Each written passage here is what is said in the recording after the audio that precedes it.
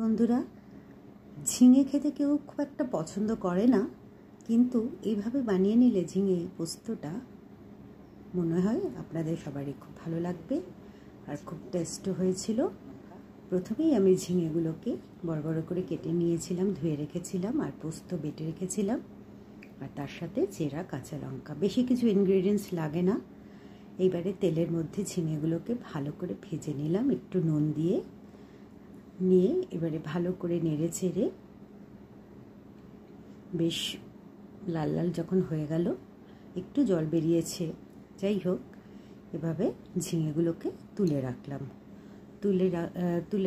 তুলে রেখে তার মধ্যে দিয়ে দিলাম কিছুটা কালো জিরে দিয়ে তার মধ্যে দিয়ে দিলাম চেরা কিছুটা কাঁচা লঙ্কা দিয়ে একটু জাস্ট ভেজে নিয়ে তার মধ্যে দিলাম একটু হলুদ, তার মধ্যে দিলাম একটু কাশ্মীরি রেড চিলি পাউডার, একটু রং হবে বলে, আর একটু নুন।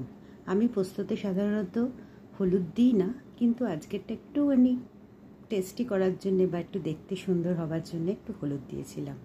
এবার পোস্তটা ঢেলে ভালো করে ভেজে নিলাম। বেশ তেল ছেড়ে এসছে যখন, তখন আরেকটু জল দিয়ে এবারে ঝিঙেগুলোকে দিয়ে দিলাম। বেশ সুন্দর। তার মধ্যে দিয়ে দিলাম একটু চিনি, জাস্ট একটু মিষ্টি দিলে ভালোই লাগে। এভাবেই বানিয়ে নিন আপনারা ঝিঙে পোস্ত। দেখুন কি সুন্দর হয়েছে। আপনাদের যদি ভালো লেগে থাকে অবশ্যই আপনারা লাইক বা শেয়ার বা আপনারা একটু সাবস্ক্রাইব করবেন। আপনারা ভালো থাকবেন, আর গরম গরম ভাতের সাথে অবশ্যই খেয়ে নিন ঝিঙে পোস্ত। নমস্কার।